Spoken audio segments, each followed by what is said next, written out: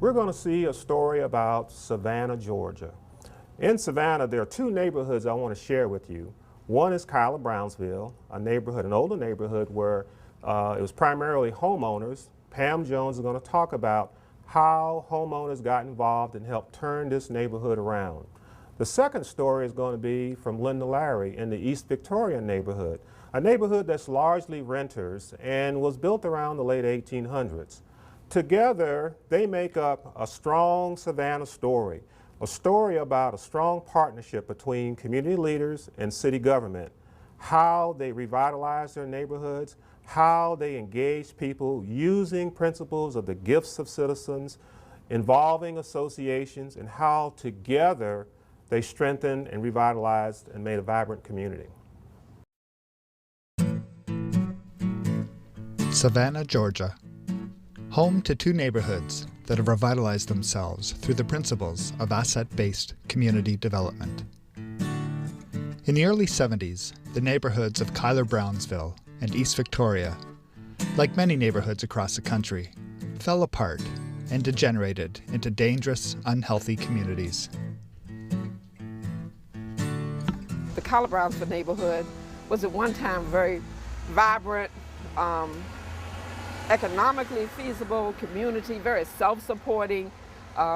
Many professional African Americans lived here. Skilled craftsmen lived in this community and raised their families. There were businesses here that supported the community, grocery stores and shops and barber shops, local restaurants. And as urban renewal came in and the generations grew and moved away from the neighborhood became like many other neighborhoods in this country and in the United States. It became a neighborhood that fostered criminal activity, drug activity, dilapidated housing, and we found ourselves in a situation where we were losing this community.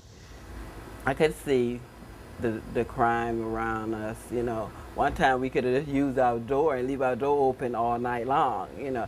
Now everybody was locking their door, putting something behind their door to keep people from coming on. We could have sit on the porch and then worry about, you know, drive-by shootings or anything like that. And in the early 90s, you know, that's all we had. We couldn't even sit on, we were scared to send our kids out to even much play, you know, outside, you know. When neighborhoods begin to deteriorate, it can be very difficult to turn them around. Whether it's attracting new business, new residents, or government support, once a reputation is established, all outsiders can see are the problems. I used to be a mortgage lender, so I worked in the banks for a while. And when we talked about the homes and the money that would be given to people to help them get into the home, basically all they would need is $1,000. They would say, oh no, I would never live in that neighborhood. Even people who were coming out of some of the worst projects in Savannah, they were like, oh no, I would never live over there. It's terrible over there. Because the reputation had just gotten so, it was a reputation that was taking us a long time to live down. This prevalent attitude is a fundamental reason why change is so difficult for so many organizations and communities. If all anyone can perceive in a community are needs, then all they see are problems that need to be solved. Thankfully, the residents of Savannah had city officials that were able to think differently. The typical mode is to go in and say, we have got to fix this, and here is a linear path to that fix. And that linear path might pat a few people on the head, and then you move on with it. And that's okay, but you're not going to be successful until you go through that engagement, which is uncomfortable. Sometimes it can even seem to set you back. But once you have everybody on board, then it's going to be a better fulfillment. It's going to be more lasting. It's going to be more widespread.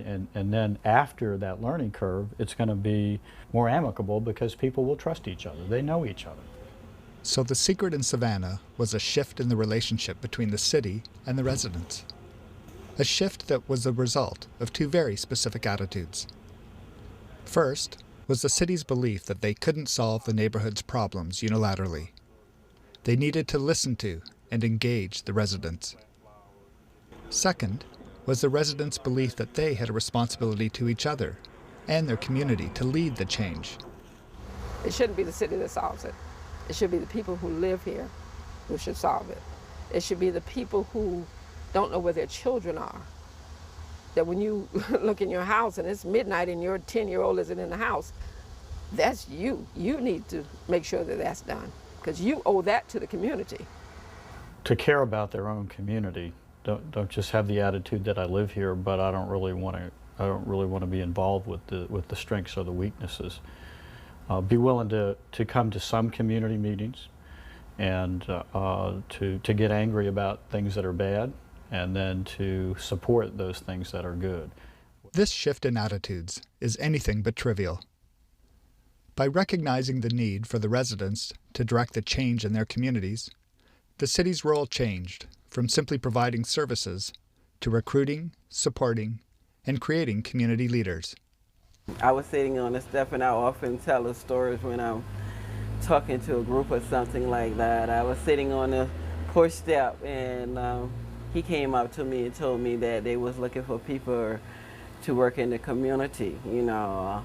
And I gave him a statement like, not me, because every time I look on TV, you know, and I listen on TV, they talking about renters, you know, how trashy they are and whatever. And I said, that just made me angry. So he told me, he said, well, you need to get off your butt and do something about it. And the residents' attitudes changed from expecting handouts from the city to using government resources to benefit their objectives and goals. So the city is there as a tool, the county government is there as a tool for us to use them, for them to gather information to help us understand our problems better, to do all the statistics, to go out and find the grants for us, but also to train us how to do that. And I give the city credit for that. They do a wonderful job with their leadership academies and things of that nature. It's just so amazing to me when I see people who are sometimes basically illiterate, understanding these basic concepts of government, concepts of social policy. It's just a wonderful thing to sit in a group of people and like, no, she doesn't have a high school diploma, and no, she doesn't have a college diploma, but she knows what she's talking about, and she can get to the essence of what needs to be done. These are the people that have been overlooked through the years. You know, we have all these, what is it in our community? We have all the black leaders. I'm like, who? You know, where are they? Nobody told me. Nobody asked me. Our leaders are the people that get up and go to work every day, who catch the bus at 5 a.m. and then go to the second job at 6 p.m. and try to figure out how are they going to care for their kids in the meantime. And those are our leaders. And as each and every one of the people in these communities are the leaders for these communities.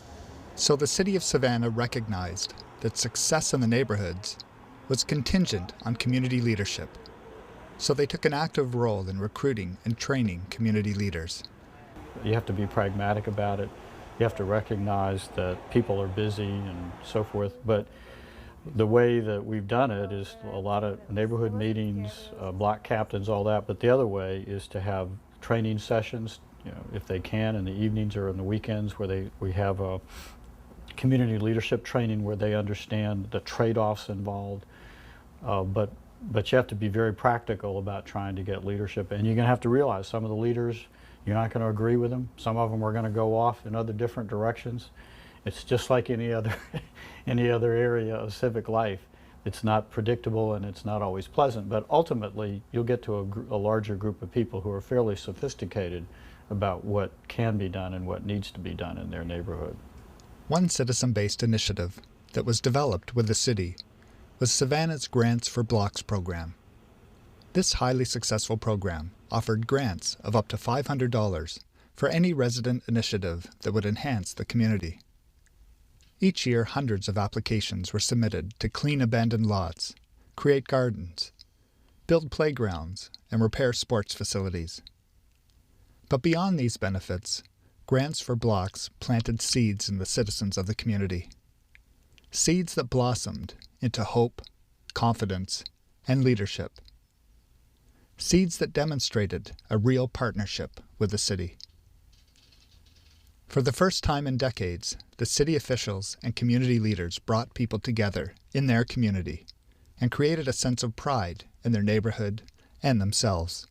We have a beautiful neighborhood around here, you know, and when we found out that we had funds that we can use to help us with that, we really got excited then, I would say, because we went to work because we did our survey in the neighborhood to find out where the community as a whole wanted to see different. And everybody had a similar, they wanted something safe and something educated for the kids. And everybody just wanted to be able to enjoy their neighborhood in the whole sense, The principles of asset-based community development emphasize that organizations can lead by stepping back. The city of Savannah and its residents clearly demonstrate the power of this principle.